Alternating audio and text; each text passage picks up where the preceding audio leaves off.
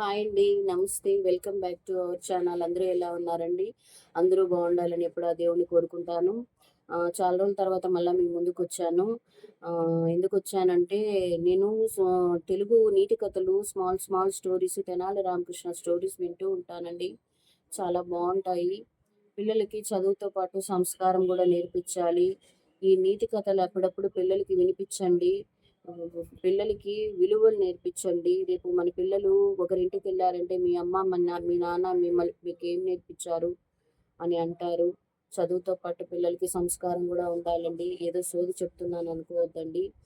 ఆ స్టోరీ నాకెందుకో చాలా బాగా నచ్చింది. మీతో షేర్ చేసుకోవాలనిపించింది. ఆ స్టోరీలో నీతి ఏమనేది మీకు అర్థమవుతుంది. నేను చెప్తాను. వినండి. తెనాలి రామకృష్ణ స్టోరీసు. శ్రీకృష్ణదేవరాయలు రాజుల కాలంలో శ్రీకృష్ణదేవరాయలు సభ జరుగుతూ ఉంటుందండి. రాజు సభలో ఏదో మాట్లాడుతూ ఉంటారు. అక్కడికి ఒక పెద్దాయన, ఒక చాలా పెద్దాయన, ముసలాయన నడవలేక నడుస్తూ గసపోస్తూ వస్తాడు సభకి. రాజుగారు, నేను మీతో మాట్లాడాలి, నా బాధ మీతో వినిపించుకోవాలని రాజుని అడుగుతాడు. అప్పుడు ఆ రాజు, ఏమైంది పెద్దాయన, ఎందుకు అంత ఆయాసపడుతూ వస్తున్నారు, ఏం జరిగింది అని ఆ రాజు ఆ పెద్దాయన్ని అడుగుతాడు. అప్పుడు ఆ పెద్దాయన, నా బాధను మీతో చెప్పుకొని ఆ బాధను మీరే తీర్చగలరని నేను మీ దగ్గరికి వచ్చాను అంటాడు. చెప్పండి, మీ బాధ ఏమో చెప్పండి అంటాడు. నాకు కొడుకున్నాడు, కొడుకు కోడలున్నారు. నా కొడుకు నన్ను సరిగ్గా చూడడం లేదు. వాళ్ళు రోజు చాలా పిండి వంటలు చాలా రుచిగా చేసుకొని తింటారు. వాళ్ళు మిగిలింది నాకు పెడతారు.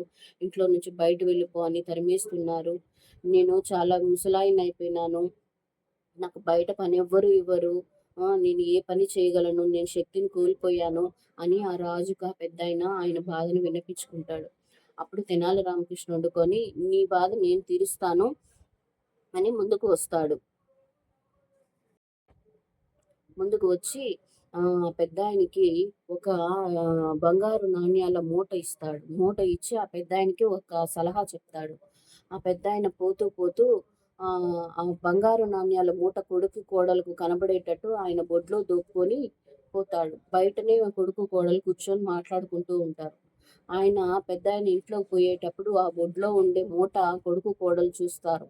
ఆయన పోయి తలుపు వేసుకొని ఆ బంగారు నాణ్యాలు శబ్దం చేసేటట్టు 1, 2, 3 అని కౌంట్ చేస్తాడు. చేసేటప్పుడు కొడుకు కోడలు తలుపు సందు నుంచి చూసి, మా నాన్న దగ్గర నిధి చాలా ఉన్నట్టుంది. అప్పుడప్పుడు బయట వెళ్ళి కొంచెం కొంచెం తెచ్చుకొని ఆ నిధిని ఖర్చు పెట్టుకుంటున్నాడు.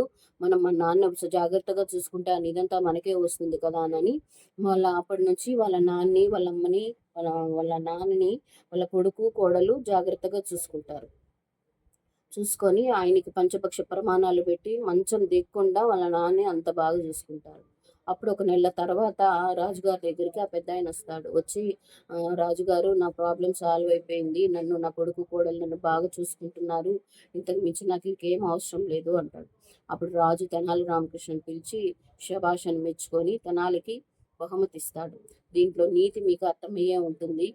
ఆ పెద్దాయన్ని ఎందుకు వాళ్ళు చూశారనేది గ్రహించండి. తల్లిదండ్రులు మనల్ని చిన్నప్పుడు ఎంతో అల్లారు ముద్దుగా చూస్తారు. ఇప్పుడు మన పిల్లల్ని మనం ఎంత ముద్దుగా చూసుకుంటున్నామో వాళ్ళు మనల్ని అలానే చూస్తారు. అలా చూసాం కాబట్టి మనం ఇంతటోళ్ళమయ్యాము. వయసైపోయిందని వాళ్ళు ఫోన్ చేసినప్పుడు, వాళ్ళు పిలిచినప్పుడు విసుక్కోవద్దండి. సరేనా? మా అమ్మ, మా నాన్న నాకు రోజు ఫోన్ చేస్తారు. తిన్నావా అమ్మా? ఏం చేస్తా ఉన్నావు అని అడుగుతారు. చాలండి. ఇది చాలదా? వాళ్ళు ఉన్నప్పుడే మనకు ఫోన్ చేస్తారు. వాళ్ళనేది లేకపోతే మనకి ఇంకెవరు ఫోన్ చేస్తారు? వాళ్ళు ఎంతకాలం బతకబోతారు? వాళ్ళు ఉన్నంత వరకు సంతోషంగా చూసుకోండి. మీకు తోచింది వాళ్ళకి సహాయం చేయండి. వాళ్ళ బాధ పెట్టద్దండి. మన తల్లిదండ్రులు ఎలాగో మన అత్తమామలు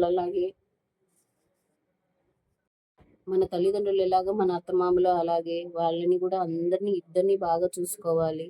ఏదో సోది చెప్పినాను అనుకోవద్దండి. నచ్చితే లైక్ చేయండి, సబ్స్క్రైబ్ చేయండి. డ్యాన్స్లు వేయడము, వీడియోలు చేయడము అలాంటివన్నీ నాకు రాదు. ఏదో నాకు తోచిన నీతి నేను మీతో షేర్ చేసుకోవాలనిపించి చెప్పాను. ఖాళీ టైంలో మీ పిల్లలకి ఇలాంటి స్టోరీస్ వినిపించండి. పిల్లలకి విలువలు నేర్పించండి, సంస్కారం నేర్పించండి. మన అమ్మ నాన్నని మనం తిట్టామంటే రేపు మన పిల్లలు కూడా ఓహో వీళ్ళని ఇలానే చూడాలేమో అని వాళ్ళు మనల్ని కూడా అలానే చూస్తారు. అలా చేయొద్దండి. పిల్లలకి సంస్కారం ఉండాలి, చదువు ఉండాలి. ఓకేనా అండి? నచ్చితే లైక్ చేయండి, సబ్స్క్రైబ్ చేయండి. బాయ్.